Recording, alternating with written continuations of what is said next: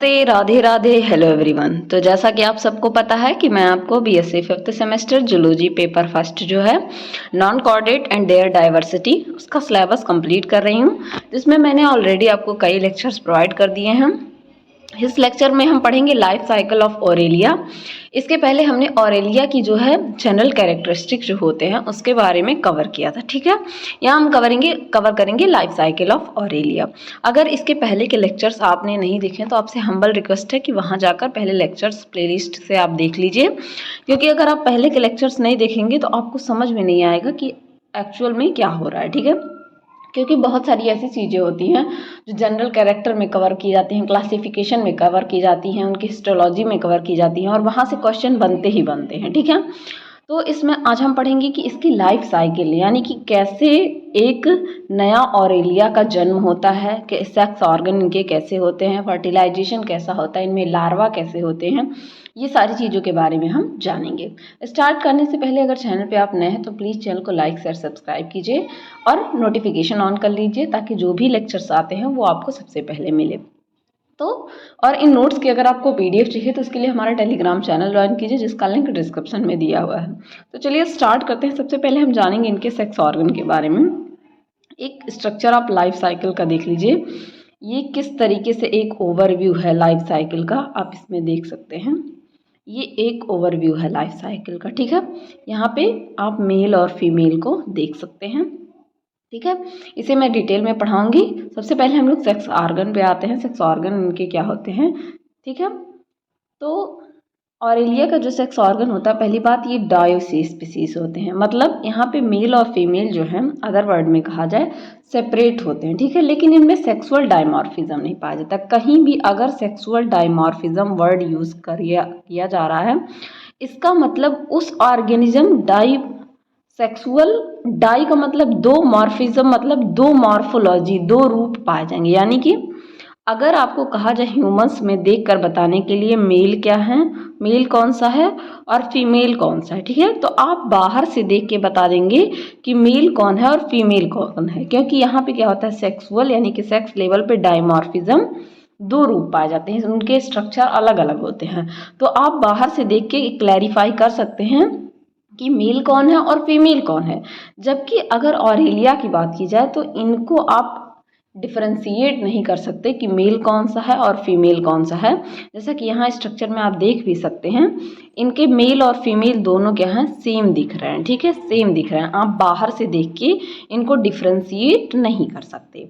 आगे चलते हैं। Testis and ovaries are similar in appearance, एक जैसे दिखते हैं। अपीयरेंस मतलब क्या होता है, बाहर से दिखना। अपीयरेंस इनका कैसा है, सेम है। The Medusa form has 4 horseshoe shaped gonads on the floor of the stomach, ठीक है। जो सब अम्ब्रेलर एक्स अम्ब्रेलर सरफेस के बारे में मैंने आपको बताया था, इस तरीके से इनके 4 टेंटिकल्स, मैं एक रफ स्ट्रक्चर बना रही हूँ। और यहाँ जो इनका इंटर रेडियस था, इस तरीके से यहाँ पे क्या पाए जा रहे थे, इनके गोनड पाए जा रहे थे, ठीक है।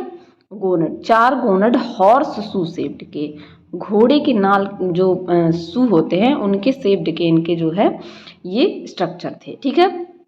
आगे इनका स्ट्रक्चर है, द गोनड्स आर रेड और पर्पल इन कलर, रेड या पर्पल इन कलर थे। The free arms of the gonads are directed toward the centre of the umbrella, जो उनके फ्री आर्म थे वो सेंटर की तरफ इस तरीके से क्या थे, डायरेक्टेड थे, सेंटर की तरफ डायरेक्टेड थे, ठीक। जो इनके गोनड्स हैं उनको आप क्लियरली, सेमी ट्रांसपेरेंट बॉडी होती है जेलीफिश को, उसको क्लियरली देख सकते हैं। जैसा कि आप यहाँ मैं स्ट्रक्चर में दिखाऊं, इस स्ट्रक्चर में नहीं, यहाँ आप देख सकते हैं ये गोनट्स यहाँ पे इस तरीके से क्लियरली विजिबल है। ये 4 गोनट्स यहाँ पे क्या हैं, क्लियरली विजिबल है, ठीक है। तो गोनट्स इनके क्या थे, क्लियरली विजिबल थे बाहर से, क्योंकि इनकी बॉडी कैसी थी, ट्रांसपेरेंट थी। जब मैंने आपको ऑरेलिया का कल स्ट्रक्चर दिखाया था तो वहाँ एक मैंने शुरू में ही डायग्राम लिया था, वहाँ पे ट्रांसपेरेंट बॉडी थी उसकी और उसमें गोनट्स दिख रहे थे। इसीलिए मैं कहती हूँ पहले आप प्रीवियस क्लास देख लिया करिए। और मैच्योरिटी, ओवा and sperm break into gastrovascular cavity and pass out mouth with outgoing water current। जब मैच्योर हो जाते हैं ओवा वेस्कुलर जो स्पर्म है, ओवा और स्पर्म जब मैच्योर हो जाएंगे, मतलब परिपक्व हो जाएंगे, जब उनका पूरा डेवलपमेंट हो जाएगा तो गैस्ट्रोवेस्कुलर कैविटी में वो ब्रेक होके आ जाते हैं और जब माउथ के थ्रू वाटर करंट पास होता है उसके थ्रू वो बाहर निकल जाते हैं। ठीक है। These egg and sperms are loaded in the frills of the oral arms। जो उनके ओरल आर्म्स के फ्रिल्स होते हैं इस तरीके से, उसमें वो लोडेड होते हैं। ठीक है। और यहीं से वाटर करंट के थ्रू पानी का जो बहाव आता है उसके थ्रू क्या होते हैं, बाहर निकल जाते हैं। अब बात करते हैं फर्टिलाइजेशन की। ठीक है। तो फर्टिलाइजेशन में क्या होता है, the spermatozoa after being release from the body through the outgoing water current swims about till it reach the ओवा। जब स्पर्मेटोजोआ होता है यानी कि स्पर्म होता है, जब वो बॉडी से निकल जाता है वो तब तक स्विम करता रहता है जब तक कि वो ओवा के पास पहुंच ना जाए। ठीक है। The ova are fertilize in the stomach of the female और also in the oral arms. Thus the fertilization Aurelia is said to be internal और एक्सटर्नल।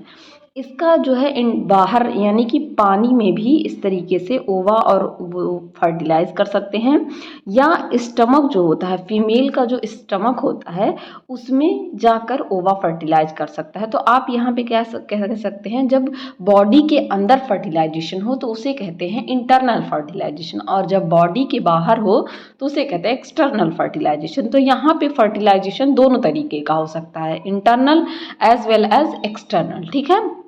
तो फर्टिलाइजेशन तो यहाँ दोनों हो सकता है। अब फर्टिलाइजेशन हो गया, फर्टिलाइजेशन के बाद क्या बनता है, जाइगोट का फॉर्मेशन होता है। तो यहाँ मैं पहले आपको एक बेसिक समझा देती हूँ। ये रहा आपका मेल। ठीक है। इसमें गोनड पाए जाएंगे 4। ठीक है। फीमेल। ठीक है। गोनड 4 पाए जाएंगे। यहाँ से क्या रिलीज होगा, मेल से आपका स्पर्म ये देख रहे हैं बल्क मात्रा में रिलीज हो रहा है, और फीमेल से क्या एग रिलीज होगा। अब ये दोनों जो है फिर क्या करेंगे, फर्टिलाइजेशन करेंगे। ठीक है। फर्टिलाइजेशन करेंगे। फर्टिलाइजेशन जब ये कर लेंगे, फर्टिलाइजेशन के बाद क्या फॉर्म होता है, आप सबको बेसिक स्ट्रक्चर पता है। फर्टिलाइजेशन के बाद जाइगोट का फॉर्मेशन होता है। तो यहाँ पे क्या फॉर्मेशन हो जाएगा, जाइगोट का। जाइगोट का फिर फर्दर डिवीजन होगा, 1 सेल से 2 सेल बनेंगे, 2 सेल से 4 सेल, 4 सेल से 8 सेल, इस तरीके से सेल बनते जाएंगे। और एक स्ट्रक्चर, पहली बात तो यहाँ पे बहुत सारे स्टेज स्किप किए गए हैं, जैसे पहले 2 सेल स्टेज बनता है, फिर 4 सेल स्टेज बनता है, फिर 8 सेल स्टेज बनता है, फिर 16 सेल स्टेज बनता है, फिर 32 सेल स्टेज के बाद किसका फॉर्मेशन होता है, ब्लास्टुला। ब्लास्टुला के बाद फॉर्मेशन होगा आपका, इनमें जो लार्वा पाया जाता है दैट इज प्लेनुला लार्वा का।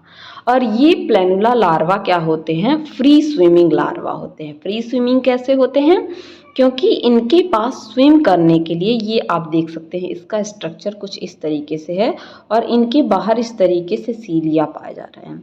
तो ये क्या करते हैं, आपको पता है सीलिया और फ्लैजिला एक ऐसे और जो है ऑर्गन्स हैं जो क्या करते हैं, हेल्प करते हैं इनको स्विम करने में, मूव करने में। ठीक है। तो ये क्या होंगे, स्विम करेंगे। कुछ टाइम स्विम करने के बाद ये आके एक किसी सबस्ट्रेटम से, रॉक से, सीवीड से, कहीं भी पानी के सबस्ट्रेशन से आकर अटैच हो जाएंगे और क्या हो जाएंगे, फिक्स हो जाएंगे। फिक्स होने के बाद इस लार्वा का जो सीलिया है वो गायब हो जाएंगी। उसके बाद ये किसमें कन्वर्ट होंगे, हाइड्रा ट्यूबा में। हाइड्रा ट्यूबा से फिर ये साइफिस्टोमा लार्वा में कन्वर्ट होंगे। साइफिस्टोमा लार्वा से ये इफायरा लार्वा में कन्वर्ट होंगे। फिर ये इफायरा लार्वा जो इस तरीके का स्ट्रक्चर आपको दिख रहा है, ये आके अर्ली इफायरा बनाएगा, फिर लेट इफायरा बनाएगा, और फिर इसी से क्या होता है, नए स्ट्रक्चर का स्टार्ट हो जाता है। तो लाइफ साइकिल क्यों कहा जा रहा है, क्योंकि देख सकते हैं आप ये एक साइकिल में चल रहा है, फिर यहीं पे ख़त्म हो जा रहा है, फिर एक साइकिल। जैसे साइकिल का पहिया आप देखते हैं वो क्या होता है, गोल होता है, उसमें थोड़ी ना है कि यहाँ से शुरू हो रहा है यहाँ ख़त्म होगा, नहीं, वो एक साइकिल में चलते रहते हैं, साइकिल में चलते रहते हैं। ठीक है। अब आगे हम पढ़ेंगे जाइगोट का फॉर्मेशन हमने पढ़ लिया। जाइगोट के बाद हमने आपको यहाँ पे बता दिया कि 2 cell stage, 4 cell stage, 16 cell stage, 32 cell stage, blastula बनेगा, गैस्ट्रुला बनेगा, देन प्लेनुला लार्वा। अब हम लोग फॉर्मेशन ऑफ प्लेनुला लार्वा के बारे में ये देख सकते हैं। प्लेनुला लार्वा यहाँ पे स्ट्रक्चर आपको दिखाया गया है। ठीक है। यहाँ पे प्लेनुला लार्वा का स्ट्रक्चर आपको दिखाया गया है, ठीक है। प्लेनुला लार्वा ये है आपका प्लेनुला लार्वा, इस तरीके से फ्री स्विमिंग, ठीक है। तो प्लेनुला लार्वा में क्या होता है, यहाँ पे आप देख सकते हैं, जाइगोट अंडरगो होलोब्लास्टिक डिवीजन। ये बात आप याद रखिएगा, कैसा डिवीजन होता है इनमें, होलोब्लास्टिक डिवीजन होता है। सॉलिड बॉल लाइक मोरुला बनेगा, ठीक है।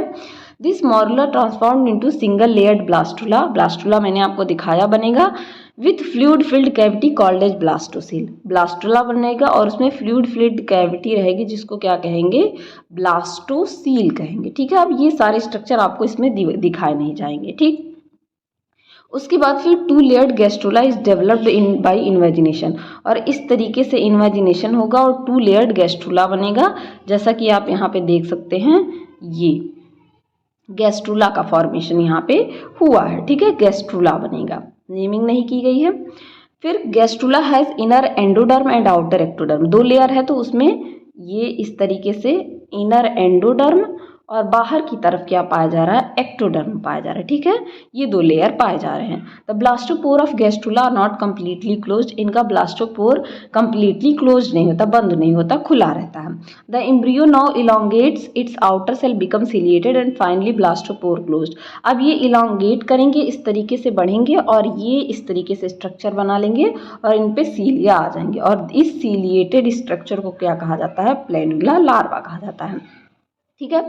अब प्लेनुला लार्वा के बाद साइफिस्टोमा का फॉर्मेशन होता है, ये स्ट्रक्चर आप देख सकते हैं, साइफिस्टोमा, ठीक है। प्लेनुला लार्वा के बाद साइफिस्टोमा का फॉर्मेशन होता है। साइफिस्टोमा में क्या होता है, सिलिएटेड जो प्लेनुला लार्वा होता है, after free swimming existence attach itself to substratum by its aboral end, जो इसका एबोरल एंड होगा, यानी कि जो इस तरीके से ये ऊपर वाला ओरल एंड मान लीजिए, नीचे एबोरल एंड, ये आके एक सबस्ट्रेटम से क्या होगा, अटैच हो जाएगा, ठीक है। After attachment cilia are lost and mouth opens at oral end, attachment के बाद क्या होगा, उनका सीलिया गायब हो जाएगा और ऊपर की तरफ ओरल एंड जो है, 2 एंड हो रहा है, मैंने ऊपर बताया यहाँ आपको ओरल एंड, नीचे एब ओरल एंड, ठीक है। तो जो ओरल एंड होगा उस पर क्या होगा, माउथ ओपन हो जाएगा, ठीक है। The larva now elongates and get metamorphosed into small trumpet shaped polyp. अब क्या होगा, लार्वा इलोंगेट करेगा यानी कि बढ़ेगा, और मेटामॉर्फोसिस का प्रोसेस तो आप जानते हैं, स्ट्रक्चर का कन्वर्जन होगा और ये ट्रम्पलेट शेप्ड पॉलिप में कन्वर्ट हो जाएगा। पॉलिप स्ट्रक्चर को आप सब ने, मैंने ओबेलिया में बहुत अच्छे से बताया था, किस क्लास का ये कैरेक्टर होता है, क्लास हाइड्रोजोआ का, ठीक है, कैरेक्टर होता है। उसमें क्या होता है, ओबेलिया पॉलिप जो है बहुत ज़्यादा मात्रा में पाए जाते हैं। पॉलिप स्ट्रक्चर आपको मैंने बताया था एसेक्सुअल स्टेज होता है, जिससे फिर मेडुसा निकलता है, तो अल्टरनेशन ऑफ जनरेशन उसको कहते हैं। ये सारी बातें मैं आपको कई बार बता चुकी हूँ और मैंने यहाँ भी बताया, ठीक है। फिर टेंटिकल्स क्या होंगे, इस तरीके से टेंटिकल्स माउथ के अराउंड क्या हो जाएंगे, डेवलप हो जाएंगे। माउथ स्क्वायर शेप की आउटलाइन हो जाएगी, उनके एड्स जो होंगे, किनारे इलोंगेट हो जाएंगे और मेनुब्रियम का फॉर्मेशन करेंगे, इस तरीके से लटका हुआ स्ट्रक्चर स्क्वायर शेप्ड का, ऐसे, ठीक है। ये स्ट्रक्चर मैं आपको पहले दिखा चुकी हूँ। Now larva looks like trumpet shaped hydra, hydra का स्ट्रक्चर आप सबने देखा होगा, हाइड्रा में भी इस तरीके से पाया जाता है और उसके टेंटिकल्स पाए जाते हैं, ठीक है। ये किसकी तरह दिखने लगेगा, ट्रम्पलेट शेप्ड हाइड्रा की तरह दिखने लगेगा, इसीलिए इसे हाइड्रा ट्यूबा हाइड्रा की तरह दिख रहा है, या यंग साइफिस्टोमा लार्वा कहा जाता है। साइफिस्टोमा फीड करेगा, मतलब खाना खाएगा, ग्रो करेगा साइज में, और सेवरल मंथ तक इसी स्टेज में क्या करता है, सर्वाइव करता है, कई महीनों तक इसी स्टेज में पड़ा रहेगा। ये it's also show budding and birds eventually separate from the parent, ये बडिंग भी शो करता है और यही बर्ड अलग होकर कभी कभी नया क्या करते हैं, नई जो है ऑरेलिया का फॉर्मेशन कर लेते हैं। अब आपने साइफिस्टोमा का फॉर्मेशन पढ़ लिया। साइफिस्टोमा के बाद किसका फॉर्मेशन होता है, इफायरा लार्वा का, ठीक है। इफायरा को के फॉर्मेशन को स्ट्रोबिलेशन भी कहते हैं, ठीक है, स्ट्रोबिलेशन, ये आप देख सकते हैं, ठीक है। यहाँ पे ये स्ट्रक्चर इस तरीके से आप देख सकते हैं, यहाँ पे फॉर्मेशन ऑफ इफायरा, ठीक है। यहाँ स्ट्रक्चर है इसका,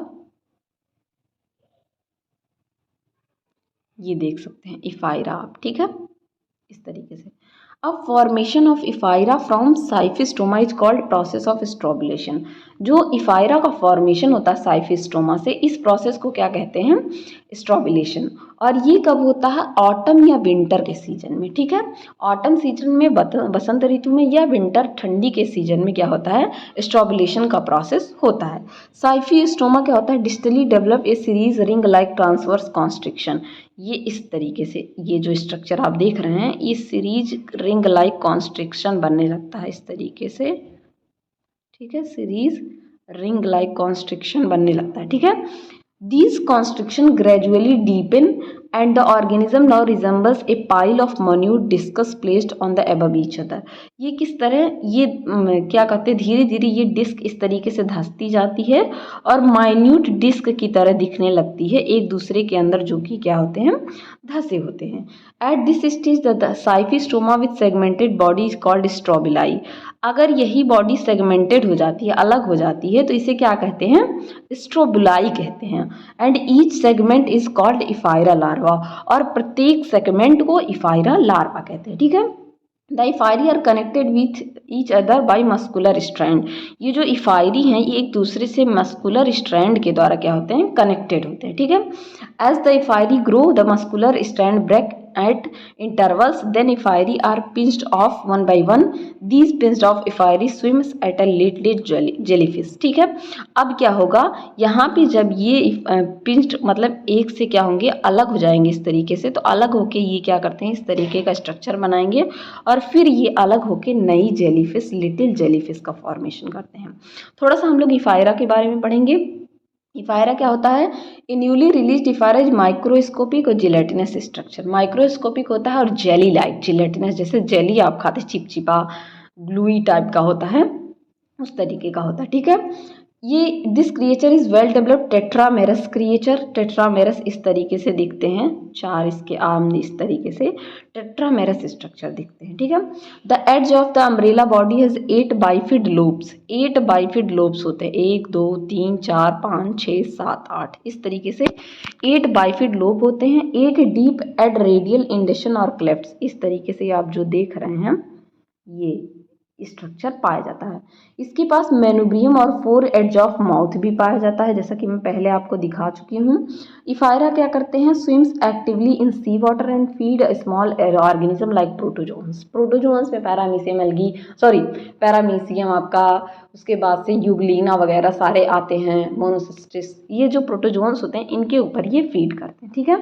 the lappets help in catching the prey and transferring the prey into mouth. अब लेपेट्स क्या होते हैं, मेनुब्रियम क्या होता है, ये सारी चीज़ें आपको एकदम डीप में जानने के लिए इसका पहले लेक्चर देखना पड़ेगा, क्योंकि उसमें वो सारी चीज़ें बहुत अच्छे से कवर है, ठीक है।